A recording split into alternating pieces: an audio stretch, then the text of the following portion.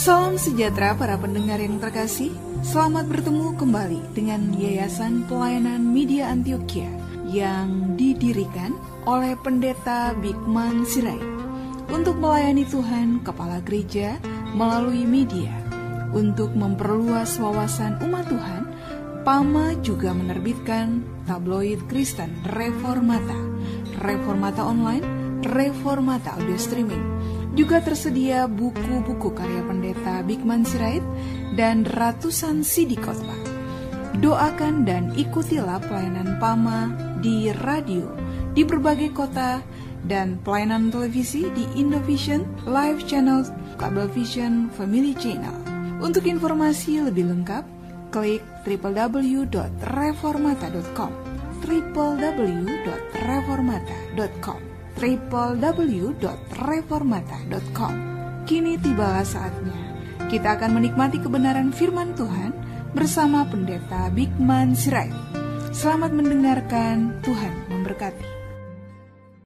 Kita akan membuka Alkitab kita, saudaraku, dari kitab Ibrani pasal yang ke-9. Ini akan menjadi pokok pikiran kita pada kesempatan minggu yang kudus ini. Ibrani pasal 9 ayat 23 sampai 28. Ibrani 9, 23 sampai 28. Saya baca 23, saudara bersama-sama baca 24, terus kita bergantian hingga selesai ayat 28 dari Ibrani pasal 9. Ibrani 9, 23 sampai 28, demikian firman Tuhan. Jadi segala sesuatu yang melambangkan apa yang ada di sorga haruslah ditahirkan secara demikian. Tetapi benda-benda surgawi sendiri oleh persembahan-persembahan yang lebih baik daripada itu.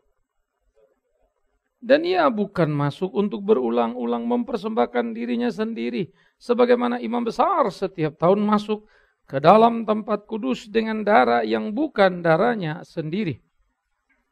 Dan sama seperti manusia ditetapkan untuk mati, hanya untuk satu kali saja dan sesudah itu dihakimi. Saudara, pada waktu kita membaca bagian ini dan kita meneliti dengan baik, menjadi amat sangat menarik sebetulnya menggali dan menalami kebenaran firman Tuhan. Maka Ibrani kemudian menggambarkan bagaimana Kristus menjadi pengantara dari perjanjian baru, sementara di dalam PL yang menjadi pengantara adalah para imam. Tetapi ada kualifikasi yang amat sangat berbeda. Peran yang dimainkan imam hanyalah menjadi gambaran dari apa yang kelak digenapkan di dalam diri Yesus Kristus Tuhan itu. Nah, apa yang dikatakan di sana? Segala sesuatu yang melambangkan apa yang ada di sorga harus ditahirkan secara demikian. Artinya, saudara, di dalam seluruh PL itu adalah penggambaran kepada surga yang mulia. Di dalam PL ada hal yang harus kita lakukan, di mana korban harus ditumpahkan, darah harus ditumpahkan dari domba, burung merpati, dan seterusnya. Mengapa darah ini harus tumpah? Simbol dari darah Kristus. Bagaimana bait suci mesti ditahirkan atau disucikan dengan percikan darah? Apa itu? Simbol dari darah Kristus. Maka segala sesuatu peralatan yang ada di bait suci perlu pentahiran, perlu penyucian. Dan itu hanya merupakan simbol daripada surga. Nah sekarang, Dia yang disimbolkan dalam berbagai hal telah datang dan menyatakan dirinya. Itu sebab bait Allah menjadi amat sangat menarik ketika dikatakan dengan sangat tegas. Bagaimana kemudian gambaran kepada kehidupan manusia ketika dikatakan, rubuhkanlah bait Allah itu akan kubangun dalam tempo 3 hari. Pada waktu itu orang berkata, sombong sekali. 46 tahun Salomo membangun itu. Bagaimana dia mungkin membangunnya 3 hari? Dia berbicara tentang dirinya. Simbol. Bait Allah itu hanya simbol. Kemah sembahyang hanya simbol. Dirinya.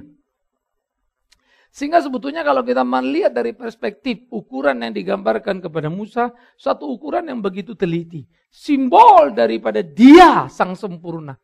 Harus begini, dan perfect harus ikuti. Itu simbol, dan simbol. Nah saudara-saudaraku yang kekasih, menjadi amat sangat menarik ketika seluruh simbol itu tergenapi di dalam diri Yesus Kristus Tuhan kita. Nah oleh karena itulah, segala apa yang dikerjakan, simbol-simbol hanya bersifat sementara sampai Dia sang pengantara perjanjian baru menggenapinya. Karena itu Dia datang dan berkata, aku datang bukan meniadakan Taurat, tetapi menggenapi hukum Taurat. Dia datang bukan membuang itu, tapi bagaimana membuat itu menjadi genap. Sehingga simbol bukan lagi simbol, tetapi genap di dalam diri Yesus Kristus itu. Nah karena itu dikatakan, Kristus bukan masuk ke dalam tempat kudus buatan tangan manusia, yang hanya merupakan gambaran saja dari sebenarnya, tetapi ke dalam surga sendiri, untuk menghadap hadirat Allah guna kepentingan kita. Maka penggambaran menarik, kalau imam itu masuk ke dalam bait Allah, masuk ke ruang kudus, masuk ke ruang maha kudus, dia tidak pernah masuk ke surga. Itu simbol tempat Allah yang suci, sehingga tidak bisa sembarang orang masuk. Apalagi ke ruang maha suci, yang hanya boleh 1 tahun 1 kali. Dan di dalam tradisi Yahudi, mengingat dulu di zaman Daud, orang salah maksud hati mau membantu, memegang bait Allah. Tetapi apa yang terjadi? Ia mati. Oleh karena itu, kemudian setiap orang masuk ke ruang maha kudus, mereka akan diikat tali lalu masuk. Dan ada lonceng pada mereka, kelentang, kelintung, dan jalan. Kalau tidak ada lonceng, mungkin mereka menyenggol sesuatu yang suci dan mati dengan murka Tuhan. Sehingga mereka ditarik keluar. Tetapi, apapun yang gambarannya begitu suci, tidak sembarang orang bisa masuk. Tetap saja itu simbol. Itu hanya lambang. Itu hanya pengantara antara Allah dengan kita. Betapa jauhnya jarak itu. Ruang kudus, maha kudus, baru ke surga. Betapa jauhnya jarak itu. Imam besar, baru Allah. Tetapi sekarang semua itu diputuskan di dalam Kristus. Karena imam pun perlu penebusan dosa. Kristus yang tidak. Karena itu pada waktu kita memandang perjanjian baru, tidak mungkin kita bisa mengerti dengan baik. Jikalau tidak mengerti dengan baik perjanjian lama. Dua-dua itu mesti dipahami secara utuh. Tidak bisa dilepaskan. Maka istilah Kristus, aku datang bukan meniadakan tapi menggenapi. Maka mengertilah kita dengan utuh. Sayang, gereja selalu menceritakan separuh dari Alkitab dan tidak seluruh Alkitab. Menceritakan separuh dari kebenaran dan bukan seluruh kebenaran. Gerejanya menceritakan kasih Allah tetapi tidak murka Allah. Ini kesalahan paling fatal. Ceritakan Allah sepenuhnya. Jangan tambah, jangan kurangi. Jangan tambah karena kau suka dan jangan kurangi karena kau tidak suka. Jangan tambah, diberkatilah jadi kepala bukan ekor. Kau tambah terus. Tetapi tentang kutuk jadi ekor bukan kepala kau tidak bicara. Tentang murkanya yang membantai puluhan ribu orang-orang Israel yang bebal tanpa segan-segan. Kau tidak ceritakan. Itu akan menjadi kesalahan, bukan? Jadi kita kembali. Kristus tidak sedang pergi masuk ke bait Allah. Tapi Kristus menjadi pengantara antara dunia dan surga. Kristus yang mati di atas kayu salib. Yang di dalam kematiannya. Maka tabir bait suci terbelah dua dari atas ke bawah. Menyatakan kemuliaan Allah yang amat sangat luar biasa itu. Saya pikir ini harus menjadi pemikiran yang kita tumbuh kembangkan. Betapa amat sangat sengitnya pergaulan-pergumulan kehidupan untuk mengerti apa yang menjadi kebenaran di dalam Allah itu. Nah oleh karena itulah saudara-saudaraku yang kekasih. Surga adalah surga di mana dia ada. Maka segala apa yang ada di perjanjian lama hanya simbol. Hanya gambaran tentang yang mulia. Imam sebagai pentara hanya gambaran dari Kristus yang menjadi pengantara manusia dengan Allah. Bait Allah yang begitu perfect di dalam ukuran yang begitu teliti hanya gambaran dari Kristus yang sempurna. Tidak ada yang tidak gambaran saudaraku yang kekasih.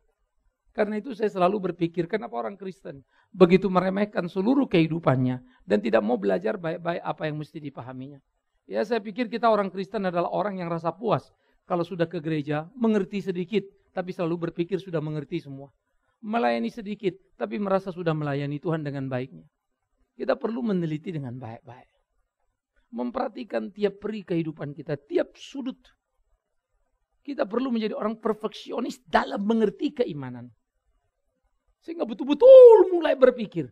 Karena kalau kita lihat PL itu, kalau mau sembahkan korban domba tanpa cacat celah, harus begini, harus begitu. Aduh mak, ribet sekali kayaknya ya.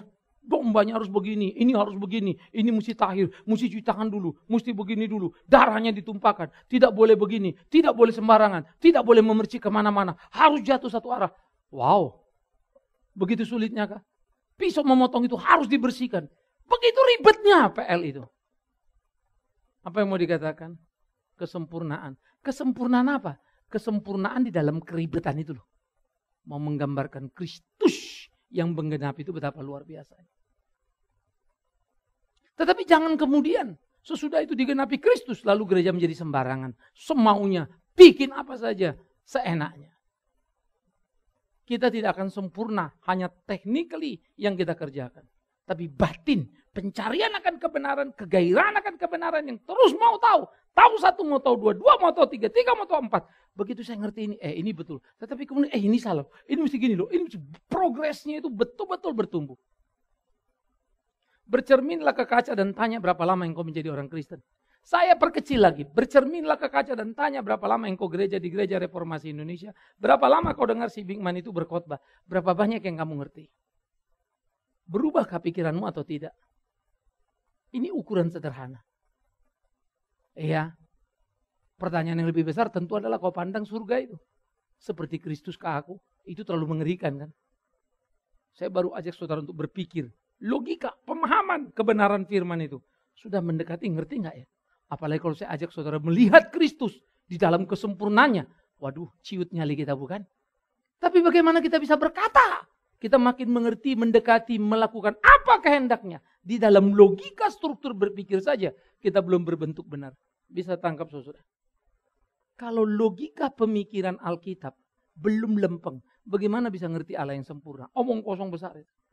Padahal mengerti logika pemahaman yang benar. Belum tentu jadi benar. Karena ahli Taurat itu benar semua. Dalam pengertian perjanjian lama. Mereka tahu di mana ya Mesias lahir. Bukan Yerusalem, di Bethlehem. Tapi mereka tidak pernah mau pergi ke sana. Ayo kita belajar saudara. Tidak mungkin kita mengejar Kristus yang sempurna itu. Jikalau kita tidak belajar untuk mengenal, memahami. Lihat apa simbol-simbol itu secara baik. Lambang-lambang itu secara baik.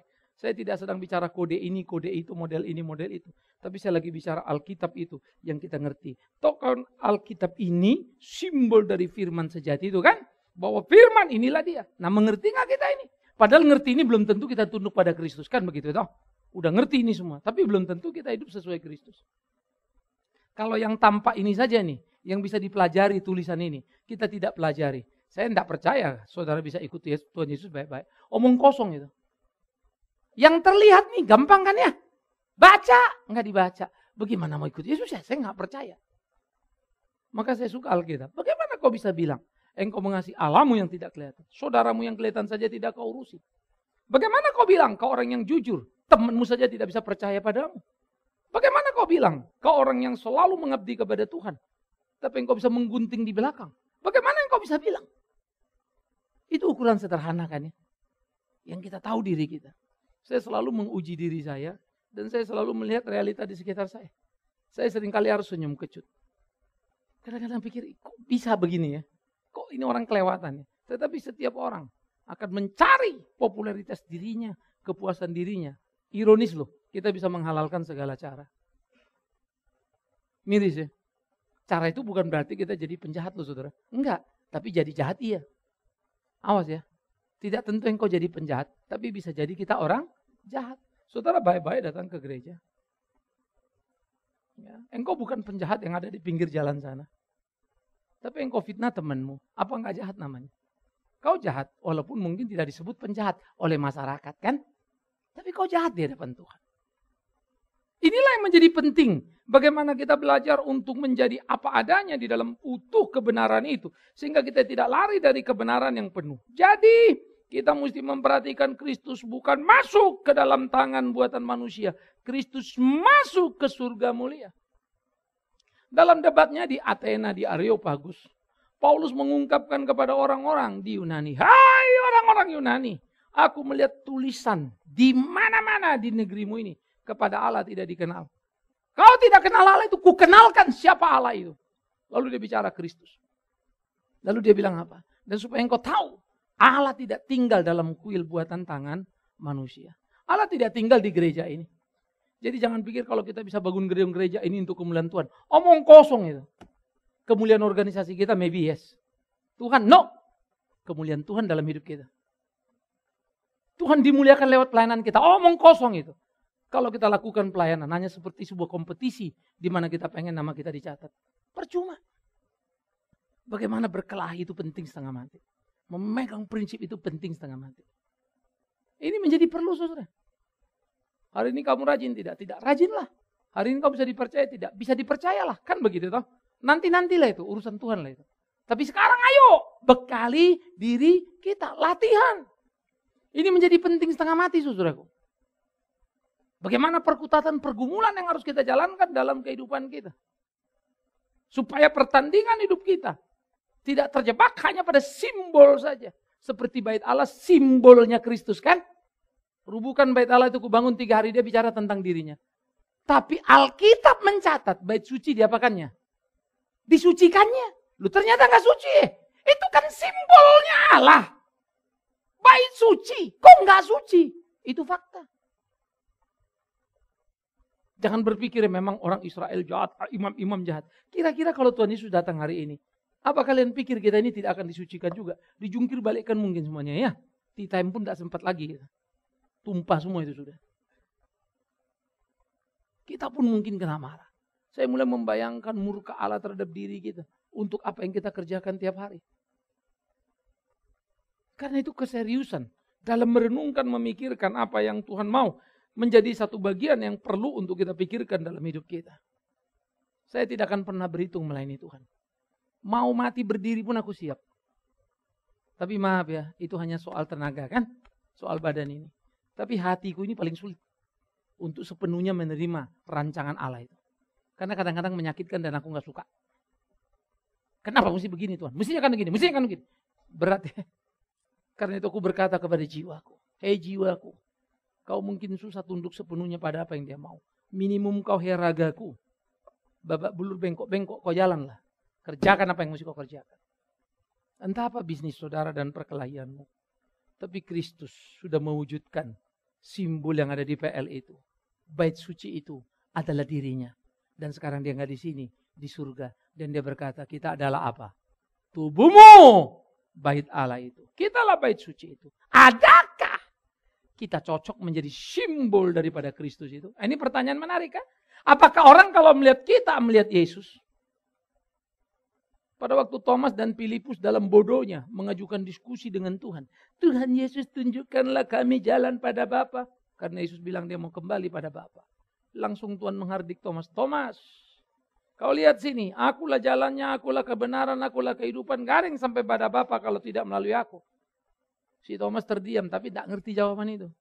Si Filipus mengajukannya, sudahlah guru. Kalau kau tidak mau tunjukkan jalannya, tunjukkanlah Bapa itu. Toh kalau bapaknya kelihatan kan jalannya ketahuan, dia pikir begitu toh. Ini pertanyaan bodoh sebetulnya, tetapi saya bayangkan memang itulah kebodohan gereja sampai sekarang. Langsung Yesus bilang apa? Filipus, kalian ini entah berapa lama lagi belajar. Kalau kalian sudah melihat aku, kalian sudah melihat siapa? Bapakku. Tapi adakah dua Tuhan Yesus itu ada dalam hidup kita? Supaya dunia tahu mereka adalah orang kepunyaanku. Miris ya, kita menjadi satu. To be unity. Sekarang banyak sekali gerakan to be unity. Saya senyum kecut. Boro-boro to be unity gereja yang berbeda di Indonesia. Kita satu begini saja pun 1001 kita punya ambisi semua. Mau masing-masing punya bendera sendiri. Karena yang penting dalam pelayanan pada akhirnya bukan Tuhan. Siapa yang penting? Kita. Saya dikenal. Omong kosong Tuhan itu. Tuhan itu cuma jadi korban kita. Jadi slogan kita untuk pembenaran kepada ketidakbenaran tindakan kita. Sebetulnya gereja makin menakutkan saudara yang kekasih. Mau cari tahu terus dan mau kerjakan apa yang Tuhan mau. Tapi tidak selalu seperti yang kita pikirkan. Tapi yuk bergairah yuk. Apakah kita simbol yang tepat menggambarkan surga? Apakah kita simbol yang tepat menggambarkan kasih Kristus? Ini yang harus kita pikirkan saudara. Lalu bagaimana dikatakan bahwa Kristus masuk ke dalam tempat kudus ke surga. Bukan lagi ke dalam bait Allah yang cuma simbol itu. Dan dia masuk bukan untuk berulang-ulang kali. Saya suka Ibrani memakai istilah ini ya. Dan dia masuk ya bukan untuk berulang-ulang kali mempersembahkan dirinya. Sebagaimana imam besar berulang-ulang kali masuk ke bait Allah itu. Yesus tidak. Satu kali untuk selamanya. Auristan yang dipakai di dalam bahasa Yunani menunjukkan satu hal luar biasa. Kematian Kristus. Satu kali dulu sekarang sampai selama-lamanya. Dan saya senang kepada Alkitab. gambarkan satu hal yang begitu spektakuler. Luar biasa. Saya bersyukur punya beberapa kelompok PA. Tapi capeknya setengah mati karena beberapa kitab dibahas. Jadi dalam 1 minggu saya mesti bahas sekian kitab. Lain lagi urusan gereja. Tetapi dulu saya selalu bilang, capek loh, capek. Berat. Tapi akhirnya saya mesti malu ya. Karena akhirnya saya dapat berkat banyak dari ngajar ini. Karena saya jadi belajar banyak. Ya, harus mengurus banyak pertanyaan. Tapi thanks God. Karena saya makin menemukan pencerahan demi pencerahan. Coba perhatikan baik-baik. Bagaimana tidak lengkap dan tidak hebatnya Alkitab? Kenapa? Pada waktu kemudian dikatakan di sana bahwa dia datang 1 kali dan tidak berulang-ulang. Imam berulang-ulang. Imam bolak-balik masuk bait Allah penyembahan. Masuk ruang Maha Kudus, balik lagi. Masuk lagi, balik lagi. Kapan? Seumur-umur. Untuk apa? Jadi pengantara. Supaya manusia dosanya diampuni Allah.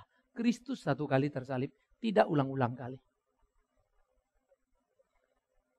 Hanya 1 kali untuk selama-lamanya. Karena itu karya sempurnanya tidak mungkin bisa dirubah dan diganggu-gugat. Keselamatan tidak mungkin bisa hilang. Pak, ada buktinya loh. Pendeta Pak luar biasa dipakai Tuhan. Menyembuhkan orang dan segala macam. Ternyata sekarang pindah agama Pak. Bukan cuma gak jadi pendeta, pindah agama. Emang kenapa? Nah buktinya kan keselamatannya hilang Pak. Maafkan aku. Kau tidak tahu apa yang kau maksud keselamatan. Kalau dia orang diselamatkan, dia tidak mungkin begitu. Dengan begitu dia hanya menunjukkan dia bukan orang pilihan. Semua yang kau percayakan kata Yesus ada padaku. Kecuali yang ditentukan binasa siapa? Si Yudas. Memang tidak pernah dipilih dari dulu. Tapi masuk di situ. Jadi jangan pikir kalau masuk gereja itu orang diselamatkan. Bukan. Saya harus berkata serius. Tidak semua kita ini masuk surga. Tapi mungkin juga semua masuk surga. Lalu kau tanya aku yang mana Pak? Aku juga nggak tahu. Tanya dirimu sendiri. Pantas nggak aku masuk surga? Menurut saudara pantas nggak masuk surga? Halo? Pantas nggak? Nah, itulah GR-mu. Entah apapun ukuran kita. Cuma karena kita Kristen. Kita doa pantas lah kan gitu ya. Padahal kalau mau melihat misalnya para ahli Taurat itu, mereka jauh lebih hebat loh. Ya, pelayanan mereka itu gila-gilaan. Mereka lakukan dengan cara yang amat sangat luar biasa.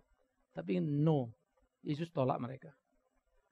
Nah kita kembali, tidak berulang-ulang kali. 1 kali untuk selama-lama. Imam bolak-balik. Itu sebab pentahiran juga bolak-balik. Apalagi perempuan datang bulan, ya menstruasi, dia mesti diapain?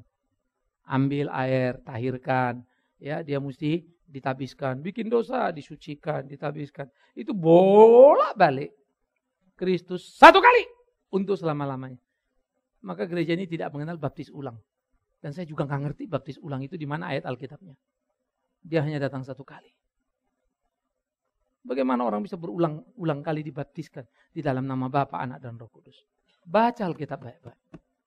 Dulu kan dia nggak ngerti. Emang dibaptis itu urusanmu apa urusan Tuhan? Kemampuanmu apa kemampuan Tuhan? Kalau karena kita ngerti, itu namanya upah kan? Saya ngerti, jadi saya dapat upah dari Tuhan. Itu bukan kasih karunia namanya. Kasih karunia datang dari Dia. Tapi kita tidak bisa menipunya. Tidak setiap orang menyebut namaku Tuhan, Tuhan, masuk surga. Mereka yang melakukan kehendak Bapa. Malah Alkitab bilang, ada yang sudah bilang, aku nubuat dalam namamu. Bikin mujizat dalam namamu. Usir setan dalam namamu. Yesus bilang, hanya pembuat kejahatan. Aku tidak kenal kau. Mengusir setan. Membuat mujizat tidak sama dengan engkau anak Tuhan yang baik. Tidak sama dengan engkau pilihan Tuhan yang diselamatkan. Pikiran asumsi tolol dunia, pikiran asumsi tolol agama adalah, kan gak mungkin dia bisa begitu Pak, kalau gak dipakai Tuhan. Saudaraku, maafkan aku. Iblis pun bisa seperti malaikat terang. Dan dia bisa mencuri nama Yesus. Dan Yesus pun biarkan. Bukan karena Yesus bisa dicolong. Tapi itulah penghukuman. Bukankah Yesus yang berkata, kalian 12 murid-muridku. Siapa yang milih? Aku yang milih kalian. Tapi satu di antara kalian akan mengangkat tumitnya melawan aku. Dia tahu? Tahu. Kok ada Pak? Yes, itu gereja. Sejak dulu digambarkannya. Gereja adalah gandum yang ditaburi pagi hari. Tapi malam datang siapa? Musuh. Tabur apa? Lalang. Lalu lalang itu tumbuh dengan Gandum. Lalu murid bilang apa? Guru cabut saja. Tapi Yesus bilang apa? Jangan, tunggu saja sampai kapan? Nanti sampai panen. Ambil gandum masuk lumbung, lalangnya masuk mana? Bakar. Panennya kapan? Tunggu Tuhan Yesus datang. Jadi lalang dan gandum tumbuh bareng-bareng. Iya, malah yang lalang lebih hebat lagi tumbuhnya. Cepet banget. Jangan cemburu dengan lalang. Kecuali memang kau temannya. Dan jangan pernah mau menjadi lalang. Yang hanya gerecokin saja tumbuhnya. Kita harus siap teruji, saudara. Ini perkelahian hidup ya. Karena itu mari kita mempunyai prinsip-prinsip yang teguh dalam hidup keimanan kita. Nah kemudian dikatakan apa lagi di sana? Bahwa sebagai imam besar darahnya tumpah. Karena darah kudus. Kalau imam besar di PL menebus orang dengan darah apa? Darah domba. Tidak pernah darah imam. Darah imam tumpah mati pun imam itu gak ada guna itu. Karena darah imam pun najis di surga. Darah berdosa. Darah Kristus yang tidak. Itu sebab dia disebut imam besar agung. Imam besar menyembahkan korban domba. Kristus memperkorbankan dirinya sendiri. Satu kali untuk selama-lamanya. Jadi kalau saudara bilang ya saya suka Alkitab gini. Enak dong Pak ya kalau orang satu kali selamatkan terus selama-lamanya. Nanti bikin dosa nggak hilang. Ini bikin ini nggak hilang.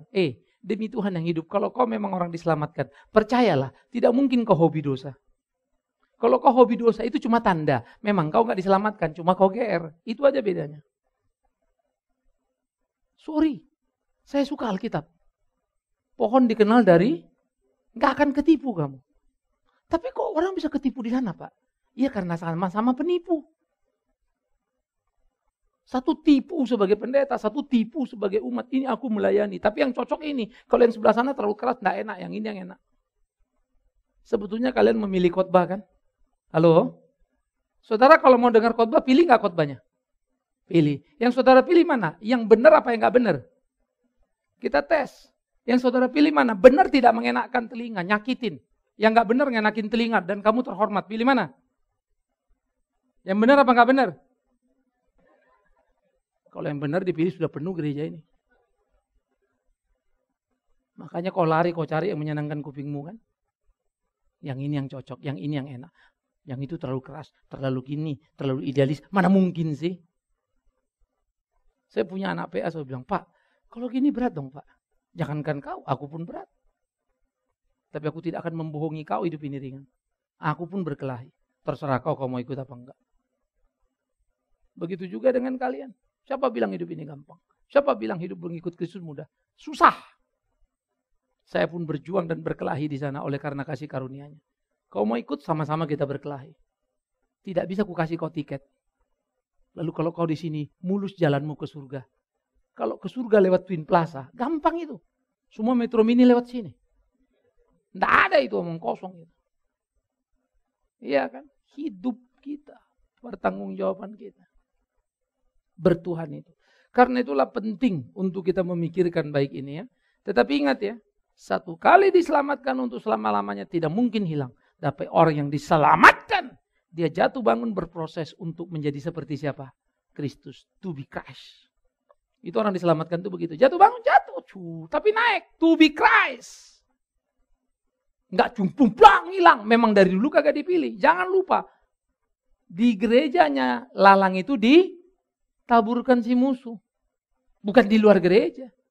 Maka di gereja selalu tumbuh lalang dan gandum. Ingat itu selalu.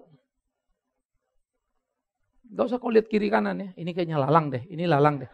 Capek kau. Kau juga mirip. Yang penting kita kompetisi kan. Yuk gandum. Tunjukkan kualitasmu. Kamu gandum, tunjukkan kelasmu. Jadilah gandum itu. Bertuhan itu sederhana kok. Lakukan yang dia perintahkan. Jadi saudara, jangan lihat jam terbang pelayananku. Pak Bigman sudah jadi pendeta sekian lama. Dulu saya bisnis, saya lepas bisnis saya. Hebat, dulu kupikir aku hebat karena aku tinggalkan bisnisku. Hari ini aku harus belajar, omong kosong ya. Dulu kupikir aku sudah jago karena ini dan itu. Akhirnya aku belajar. No. Jangan lihat jam terbangku, jangan lihat jumlah pelayanku. Jangan lihat aku dirikan Mika, dirikan Pama, begitu ya. Ada lagi channel of blessing lebih awal kita dirikan. Untuk scholar sama hamba Tuhan. Jangan bicara pelayanan sama saya, terlalu banyak yang saya kerjakan sudah. Saya penasihat sekaligus pendiri Persekutuan Perawat Kristen Indonesia. Hari ini sudah beberapa cabang di Indonesia. Satu lembaga yang saya ikut di dalam, tapi kemudian tidak bertumbuh adalah Jakarta Art for Christ. Kumpulan para seniman. Cuma 2-3 kali ada pameran. Saya pernah diminta apresiasi untuk seni. Ya. Tapi kemudian tidak terlalu jalan lagi. Kalau saya iakan banyak yang saya mau pegang. Tapi saya juga nggak mau sembarang. Apakah karena itu Bigman Sirait baik? Salah.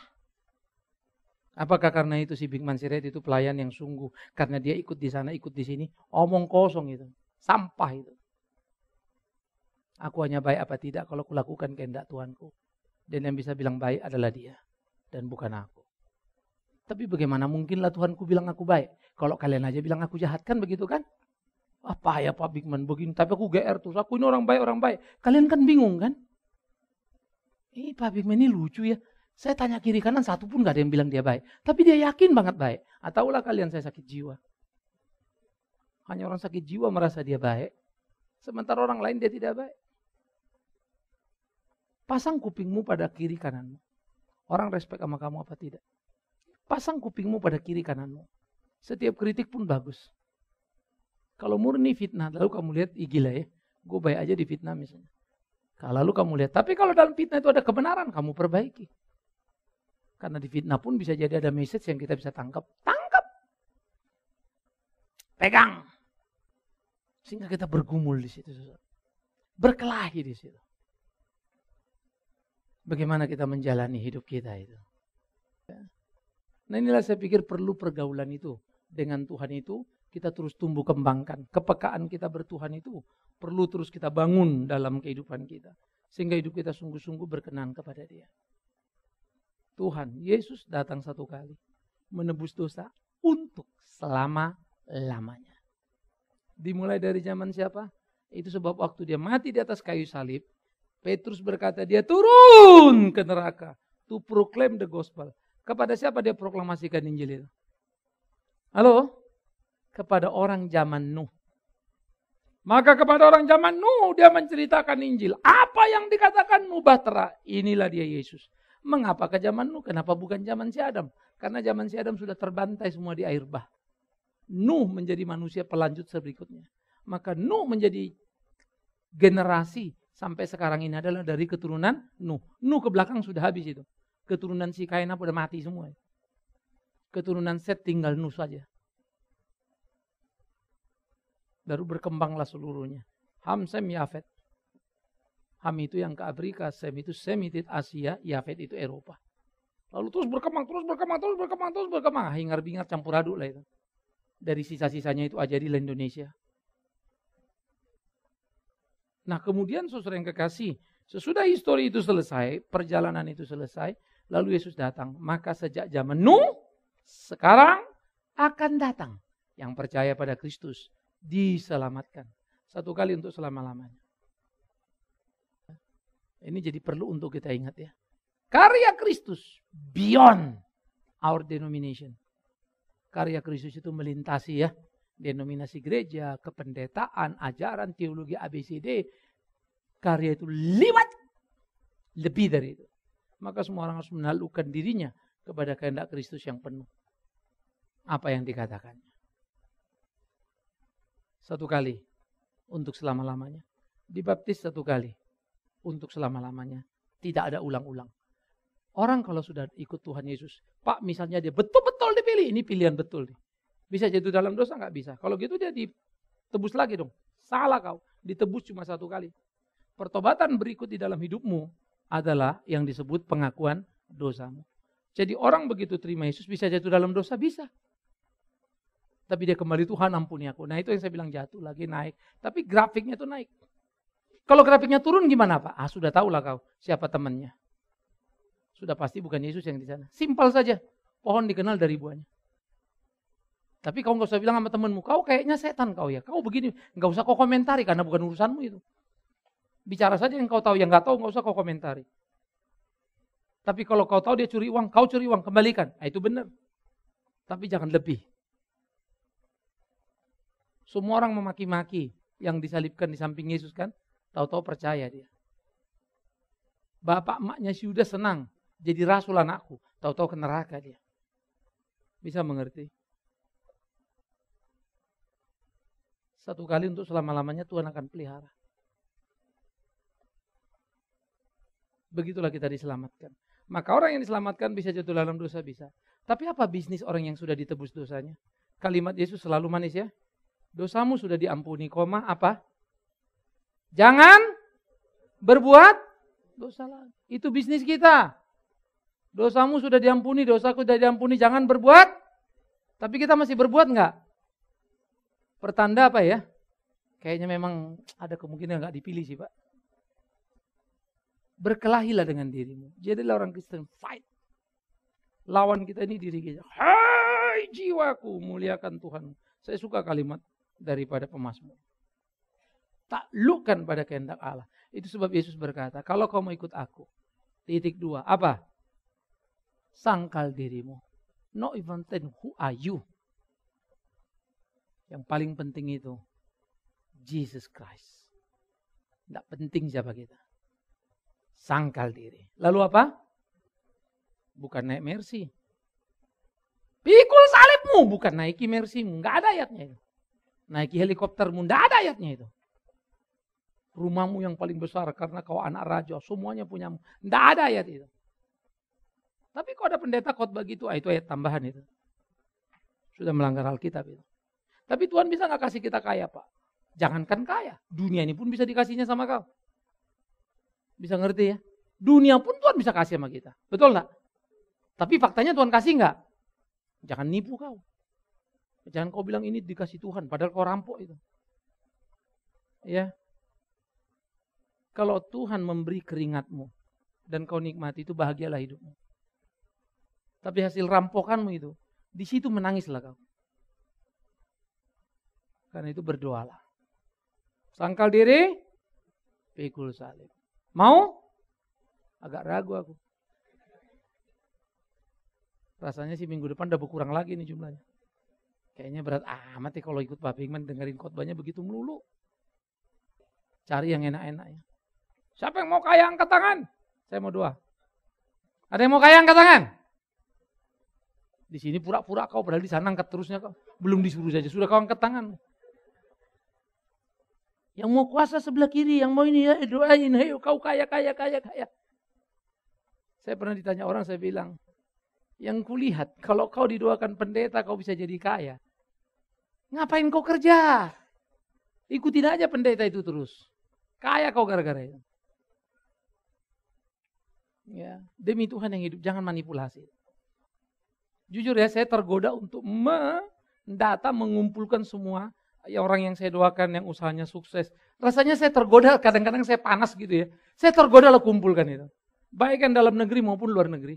Mumpung orangnya masih hidup, saya catetin kan, ada kesaksiannya, ada sumbernya. Ini paling tidak pengakuan mereka lah kan. Kudoakan usahanya sukses. Kalau aku yakinnya itu, kerja keras mereka itu ya. Dan berkat Tuhan. Apalah doanya Bigman Sirait.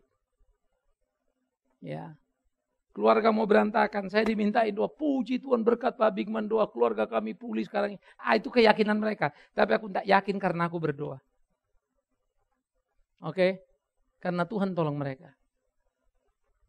Ya Tuhan suruh aku mendoakan mereka. Mereka lagi bingung kan? Udah jalan salah mereka pilih. Ayo Bigman, masih lempang kau, doa kau situ. Biar ku kerjakan sama mereka supaya mereka tahu aku penolongnya. Mana boleh ku bilang, memang saya ini doa memang rata-rata ya. Yang saya doain itu usahanya sukses. Ya, lalu mereka kasih saya uang. Yang gak kasih uang itu usahanya gagal semua itu. Haleluya, haleluya. Wah, semua nyetor sama aku kan. Gila ya. Belajar benar. Saya jujur saudara, ini manusiawi ya. Tergoda kadang saya membukukan. Karena banyak datanya. Orang masih hidup yang konglo-konglo itu masih hidup kalau direkamin ini. Biar dia ngomong. Biar dia.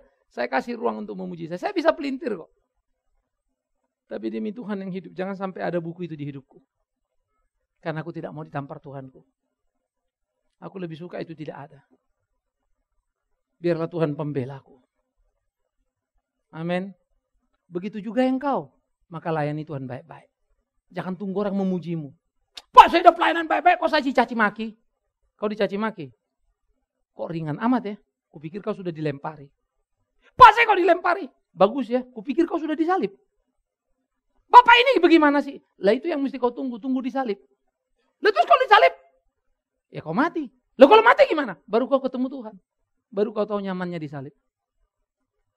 Baru kau tahu terima kasih sama Tuhan. Kujalani jalan martir itu. Tapi saya yakin Anda pasti nggak mau kan? Halo? Kalau kalian disuruh pilih ikut Tuhan, kaya apa miskin? Halo? Kaya. Kalau kalian disuruh pilih, sehat apa sakit? Sehat.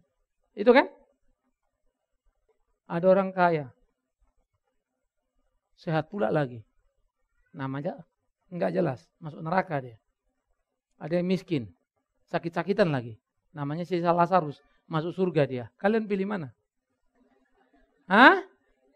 Kaya, sehat? Itu bukan jalan Tuhan itu. Sometimes kita bisa ngomong ya, kaya bukan dosa. Selalu ingat kalimat saya, miskin bukan aib. Jujur itu bagian kita yang mesti. Benar. Tuhan pasti berkati kita, ada saja rezeki. Ya, biarlah Tuhan menolong kita, Tuhan memimpin kita. Supaya kita sungguh memahami dan mengingat-ingat terus pengorbanannya di atas kayu salib untuk menebus dosa kita. Satu kali untuk selama-lamanya. Tidak berulang-ulang. Pengorbanan darah satu kali untuk selama-lamanya. Pentahiran satu kali untuk selama-lamanya. Tapi jangan lupa ya, bukan semua orang Kristen. Pohon dikenal dari buahnya. Jangan terjebak fenomenanya. Kita berdoa. Ketika kami merenungkan firman-Mu, ketika kami mau jujur akan kebenaran itu, sadarlah kami. Seringkali kami mau mengikut-Mu seperti apa yang kami mau, dan kami menjadi kecewa ketika hidup tidak seperti yang kami duga. Tuhan, ampuni kami. Kami mau berdoa, mengingat pengorbanan-Mu di atas kayu salib, penebusan dosa satu kali untuk selama-lamanya, pentahiran satu kali untuk selama-lamanya. Seharusnya begitulah kami hidup dalam hidup iman percaya kami. Dan ketika kami Kau tebus, perintah-Mu sangat jelas, supaya kami jangan hidup berdosa lagi. Tapi kalaupun kami jatuh ke dalam dosa, sepatutnya lah kami datang mengakuinya di hadapan-Mu. Memohon belas kasihan-Mu dan terus memperbaikinya, supaya hidup kami seperti apa yang Kau mau, karena Engkau telah menebus kami. Di tengah-tengah pergumulan, supaya tetap setia memandang kepada Tuhan. Tuhan menguatkan yang lemah, Tuhan menghiburkan yang susah, Tuhan memberikan pertolongan bagi yang membutuhkan, kesembuhan bagi yang sakit. Tetapi, lebih dari semuanya Tuhan di kemahakuasaan-Mu, bermurah hatilah mengajar tiap umat-Mu lewat peristiwa yang ada. Sehingga makin beriman teguh, percaya dan menaruh harap kepadamu. Kami serahkan kehidupan kami, bangsa negara ini. Biar Tuhan memberkati para pejabat pemerintahan yang cinta keadilan dan kebenaran, tetapi menelanjangi mereka yang hidup dalam kemunafikan.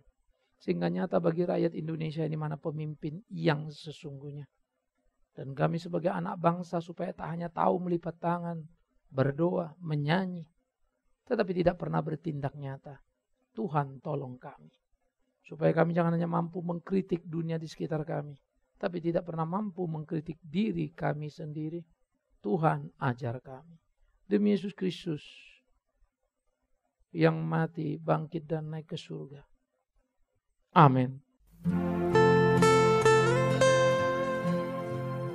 Kita telah mendengarkan firman Tuhan yang disampaikan oleh Pendeta Bigman Sirait. Bagi Anda yang merasa diberkati dan ingin menjadi mitra PAMA dalam melayani melalui doa, daya dan dana, silakan menghubungi kami melalui telepon 021 392 4229, 021 392 4229, email di pama_yayasan@yahoo.com, pama_yayasan@yahoo.com. Sampai bertemu kembali di waktu dan gelombang yang sama. Tuhan memberkati.